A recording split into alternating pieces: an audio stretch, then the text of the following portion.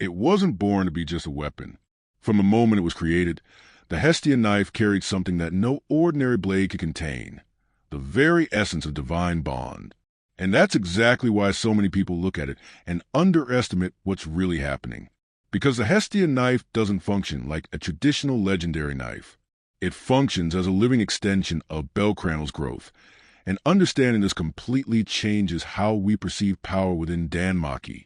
The blade emerges when Hestia, still limited by the rules of the underworld, decides to use what she holds most precious, her divinity translated into blessing. Forged by Hephaestus, the knife doesn't receive a fixed power, a closed enchantment, or an immutable status. Instead, it is intentionally born incomplete. Its true function is to accompany Bell, grow with him, and reflect in real time everything he becomes. Technically, this already breaks one of the most important laws of magical weapons in the world. While other blades have defined limits, the Hestia knife has no known ceiling. Magically, its functioning is even more unique. The weapon is directly connected to Bell's status, reacting to changes in his attributes, skills, and accumulated experience.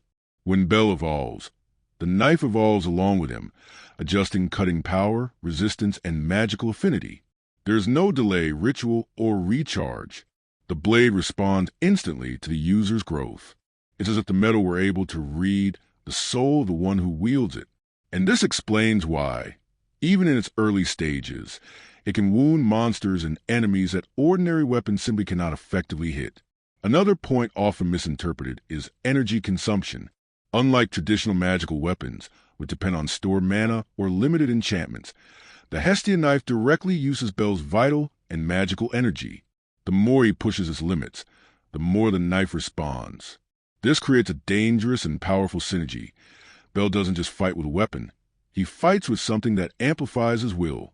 In extreme situations, this connection allows feats that seem impossible for someone at his apparent level, because the weapon isn't bound by fixed numbers. It's bound by potential.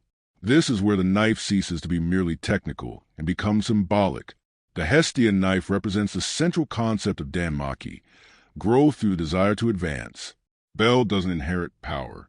He builds it, and the blade doesn't carry him. It accompanies him. This difference is crucial. Legendary weapons in the dungeon world usually define their wielders. The Hestia knife does the opposite. It is defined by Bell. If you've already noticed how this relationship completely changes the logic of battles and the power system of the work, perhaps it makes sense to continue exploring DanMachi in this way, going beyond the obvious. Liking and subscribing, in this case, isn't just about support.